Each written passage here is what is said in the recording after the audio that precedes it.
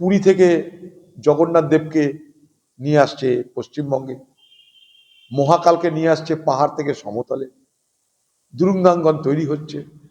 পথ দেখিয়েছে মমতা ব্যানার্জি, আর তার দলের এমএলএ সেই পথ অনুসরণ করে সেও বলছে যদি পুরী থেকে মন্দির নিয়ে আসা যায় দীঘার তটে, তাহলে আবার বাবরি মসজিদই বা কেন নিয়ে আসা যাবে না? কিছু বলার নাই, হাইকোর্ট বলেছে রাজ্যের দায়িত্ব। যা কিছু দেখছেন সব ক্রিয়েশন, যা সৃষ্টিও করেছে কিন্তু মমতা ব্যানার্জি। অর্থাৎ মমতা ব্যানার্জির রাজনৈতিক ভাবনার গর্ভে আজকে এই ভাবনাকে লালিত পালিত হতে আমরা দেখেছি। দেখুন, 6 ডিসেম্বর যে বাবরি মসজিদ ধ্বংসের দিন, এটা শুধু বাবরি মসজিদ ধ্বংস নয়, ভারতবর্ষের সংবিধানের উপরে সব থেকে বড় আঘাত বলে আমরা মনে করি। কংগ্রেস পার্টি তাই প্রথম দিন থেকেই এই ঘটনার বিরোধিতা শুধু নয়, উত্তরপ্রদেশ সরকারকে সেই সময় আমরা ভঙ্গ করে দিয়েছিলাম, রাষ্ট্রপতি শাসন জারি করার পক্ষে ছিলাম। বাবরি মসজিদ ধ্বংস করার মধ্য দিয়ে ভারতবর্ষের ইতিহাসে আমাদের দেশের ধর্মনিরপেক্ষ চরিত্রকে নষ্ট করা হয়েছে। এবং এই বাবরি মসজিদের ঘটনার ইতিহাস যদি আপনারা দেখেন, তাহলে আরএসএস বিজেপি 1949 সাল থেকে সেই প্রক্রিয়া শুরু করেছিল। ক্ষমতায় আসার পর সেখানটায় রাম মন্দির হলো।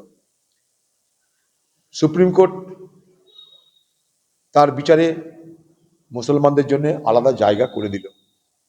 অর্থাৎ বাবরি মসজিদ রাম মন্দিরের যে বিতর্ক, সেটা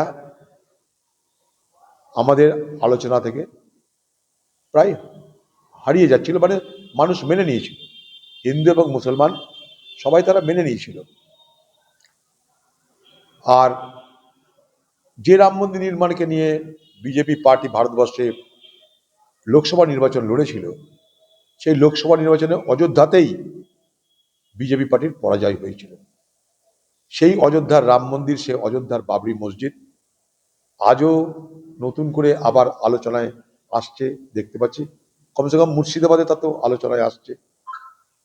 এটার নিয়ে আমাদের কোনো বক্তব্য নেই, কারণ এগুলো সব তৃণমূল পার্টির ক্রিয়েশন। তৃণমূল পার্টি নেত্রী মমতা ব্যানার্জি, সে নিজেকে বড় হিন্দু প্রমাণ করার জন্যে সে পুরী থেকে জগন্নাথ দেবকে নিয়ে আসছে পশ্চিমবঙ্গে, মহাকালকে নিয়ে আসছে পাহাড় থেকে সমতলে, দুরুঙ্গাঙ্গন তৈরি হচ্ছে। পথ দেখিয়েছে মমতা ব্যানার্জি, আর তার দলের এমএলএ সেই পথ অনুসরণ করে সেও বলছে যদি পুরী থেকে মন্দির নিয়ে আসা যায় দীঘার তটে, তাহলে আবার বাবরি মসজিদই বা কেন নিয়ে আসা যাবে না? কিছু বলার নাই, হাইকোর্ট বলেছে রাজ্যের দায়িত্ব। যা কিছু দেখছেন সব ক্রিয়েশন, যা সৃষ্টিও করেছে কিন্তু মমতা ব্যানার্জি। অর্থাৎ মমতা ব্যানার্জির রাজনৈতিক ভাবনার গর্ভে আজকে এই ভাবনাকে লালিত পালিত হতে আমরা দেখেছি। আমি শুধু একটাই দাবি করব মুর্শিদাবাদের মানুষ, বাংলার মানুষের কাছে, দাবি, আবেদন, অনুরোধ সবই করব। সেটা যে মন্দির বা মসজিদকে কেন্দ্র করে ধর্মীয় ভাবাবেগের দ্বারা পরিচালিত হয়ে আমরা যেন মুর্শিদাবাদ এবং পশ্চিমবঙ্গে সাম্প্রদায়িক সম্প্রীতির বাতাবরণকে বিষাক্ত না করি। ধর্মপ্রাণ মানুষ তার ধর্ম পালন করবে, এটার মধ্যে কোনো আপত্তি কাউরি থাকতে পারে না, আমারও নেই। কিন্তু ধর্মীয় আবেগের দ্বারা পরিচালিত হয়ে যেন মুর্শিদাবাদ এবং বাংলায় সাম্প্রদায়িক সম্প্রীতি বিঘ্ন না হয়, এটার জন্য মুর্শিদাবাদের সকলের কাছে, সে হিন্দুই হোক মুসলমানই হোক, বাংলার সকলের কাছে, সে হিন্দু হোক মুসলমান হোক, আমি আবেদন করব, অনুরোধ করব। এটাই আজকের দিনে আমার বক্তব্য। মুখ্যমন্ত্রী দেশের সর্বোচ্চ কোর্টের অর্ডারে বীরভূমের পাইকরের বাসিন্দা সোনালী খাতুন, যাকে বাংলাদেশি অভিযোগে বাংলাদেশে ঘুষব্যাক করাইছিল, শীর্ষ আদালতের নির্দেশে তাকে ফেরত আনা হলো। গোটা ঘটনায় ভোটের আগে অনুপ্রবেশ ইস্যুকে তার বিড়ম্বনায়, তো কতটা বিজেপি বিড়ম্বনা? কার বিড়ম্বনা যায় না? সোনালী বিবির উপরে অন্যায়টা আমরা সবাই ঘৃণা করি, নিন্দা করি। সোনালী বিবি এখানকার আমাদেরই ঘরের বোন, তাকে অন্যায় করে এসআইআর, বাংলাদেশি ফালতু ফালতু সমস্ত তকমা লাগিয়ে তার জীবনে যে অপমানটা তাকে সহ্য করতে, তার কে ক্ষতিপূরণ দেবে বলুন? সেই পরিবার কিন্তু হাইকোর্টে গেছে, সরকার কিন্তু যায়নি, কিন্তু ফিরে আনা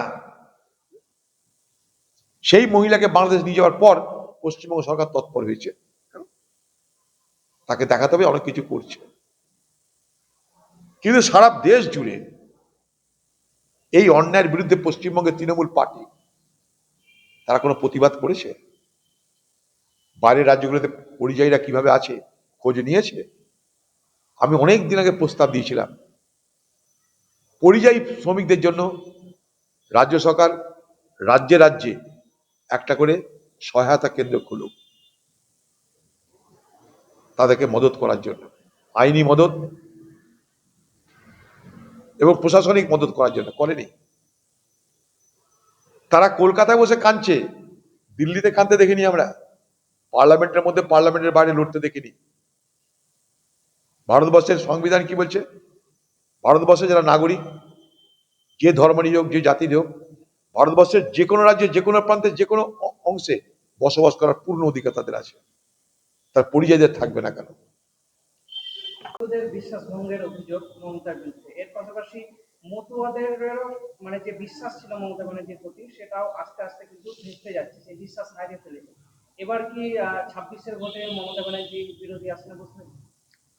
সম্ভাবনা প্রবল এবং উজ্জ্বল, এবং আমার মনে হয় বিরোধী আসনে বসবার তার সুযোগ দেওয়া উচিত না মানুষের। এই বাংলাকে যদি ধ্বংস করে থাকে, বাংলার শিল্প, স্বাস্থ্য, শিক্ষা, বাতাবরণ, পরিবেশ, সাম্প্রদায়িক সম্প্রীতি সবকিছু তার একটা মহিলা দায়ী, তার নাম মমতা ব্যানার্জি। এই বাংলায় বিজেপিকে হাত ধরে নিয়ে এসেছিল মমতা ব্যানার্জি, জোট করে নিয়ে এসেছিল মমতা ব্যানার্জি। তার আমলে এ বাংলায় আরএসএস এর শাখা সংগঠন হুহু করে বেড়েছে, ফলে ফুলে আরএসএস এ বাংলায় প্রস্ফুটিত হয়েছে, বিকাশ লাভ করেছে। আজকে মমতা ব্যানার্জি এই রাজনীতি করতে গিয়ে, বিজেপির থেকে বড় হিন্দু প্রমাণ করতে গিয়ে, মোদীকে খুশি করতে চেয়ে ওয়াকআপ বিলকে সে সম্মতি দিল, এবং সেই ওয়াকআপ বিলের নিয়ম মোতাবেক আজকে 6 ডিসেম্বরের মধ্যে উমিদ পোর্টালে সব ওয়াকআপ সম্পত্তিকে নথিভুক্তকরণের কথা বলে দিল। ক্ষমতা আছে পশ্চিমবঙ্গে, এটা সম্ভব? এই পশ্চিমবঙ্গের সংখ্যালঘু মানুষের, তাদের যে ধর্মীয় আবেগ, সাংস্কৃতিক আবেগ, সেই আবেগ জড়িয়ে আছে ওয়াকআপ সম্পত্তির সঙ্গে। কমসে কম মমতা ব্যানার্জি তো সুপ্রিম কোর্ট যেতে পারত, নিজের বিধানসভায় প্রস্তাব পাশ করাতে পারত, ভারতবর্ষের সরকারকে বলতে পারত, যতক্ষণ পর্যন্ত না শেষ সম্পত্তিও নথিভুক্ত না হবে ততক্ষণ পর্যন্ত এটা করা যাবে না। এটা পশ্চিমবঙ্গ। মনে করুন মুখ্যমন্ত্রী মমতা ব্যানার্জি যদি বলতো, আমি ওয়াকআপ আইন পশ্চিমবঙ্গে চালু হতে দেব না, আকাশ কি ভেঙে পড়তো? রাষ্ট্রপতি শাসন হতো?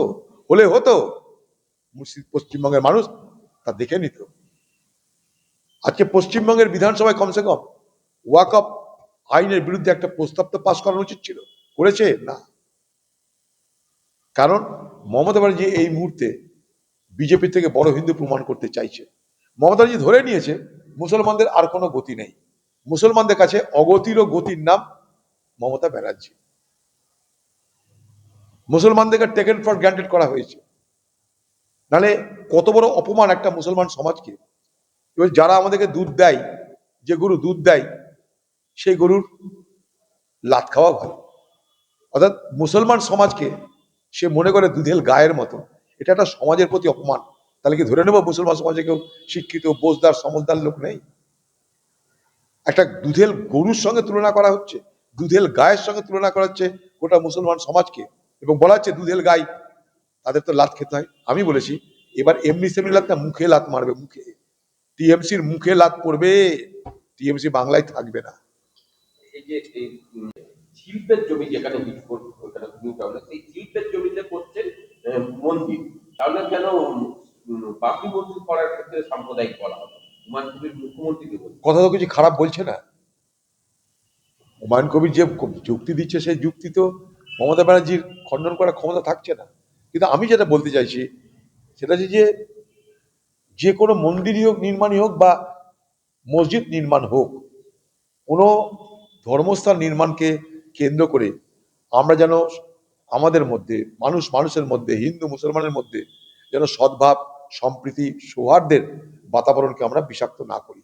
আরো ভালো ভালো খবর দেখতে সাবস্ক্রাইব করুন বাংলা হান্টের ইউটিউব চ্যানেল। বাংলা হান্টের আরো খবর দেখতে নজর রাখুন। বাংলা খবর মানেই বাংলা হান্ট।